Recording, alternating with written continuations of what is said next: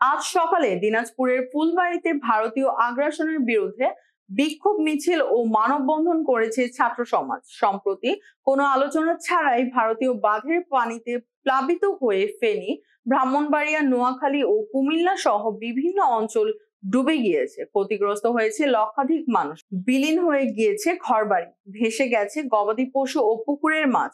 ভারতীয় এই আগ্রাসনের প্রতিবাদ বিক্ষোভ মিছিলে ছাত্ররা বলেন, কোনো নিয়ম কানুন না মেনে, সতর্ক না করে ভারত তাদের বাঁধ খুলে দিয়েছে, যার কারণে লক্ষাধিক মানুষ ক্ষতিগ্রস্ত হয়েছে। যুগ যুগ ধরে ভারত বাংলাদেশের বিপক্ষে ষড়যন্ত্র করে আসছে।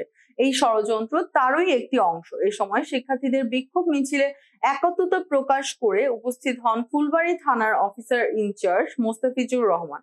তিনি জানান, ভারত কোনো নিয়ম কানুন না মেনে, সতর্ক না করে যেভাবে তাদের পানি ছেড়ে দিয়েছে, সেটা একেবারেই অন্যায়। আমি এই ঘৃণ্য ঘটনার তীব্র নিন্দা ও প্রতিবাদ জানাচ্ছি।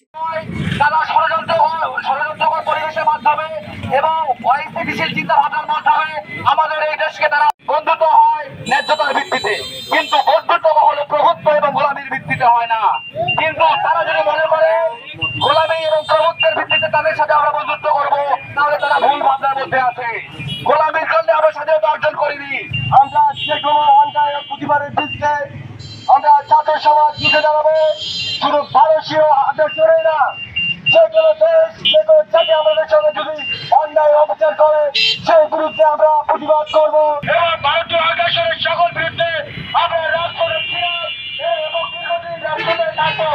তারা আমাদের এই সমস্যাকে ব্যাহত করার জন্য তারা বিভিন্ন ধরনের আন্তর্জাতিক চক্রান্ত করতেছে। বৃহত্তর কুমিল্লা, নোয়াখালী, ফেনী, লক্ষ্মীপুর এই অঞ্চলে বন্যা চলতেছে। বন্যা তো আমাদের দেশের অধিক বৃষ্টিপাতের কারণে হয় না, যে বাঁধ খুলে দিয়েছে দুই দেশের মধ্যে যে বাঁধ, এগুলো খুলে দেওয়ার জন্য অবশ্যই বাংলাদেশের সাথে আলোচনা করা উচিত ছিল। এটা সঠিক হয়নি। আমাদের বহু মানুষ ওনারা মানবতার জীবনযাপন করতেছে। এই বাঁধ খুলে দিয়ে আমাদের সাধারণ মানুষকে, সাধারণ একেবারে নিরীহ জনসাধারণকে বন্যার পানিতে ডুবিয়ে মারার এই পরিকল্পনার জন্য তীব্র নিন্দা এবং প্রতিবাদ জানাচ্ছি।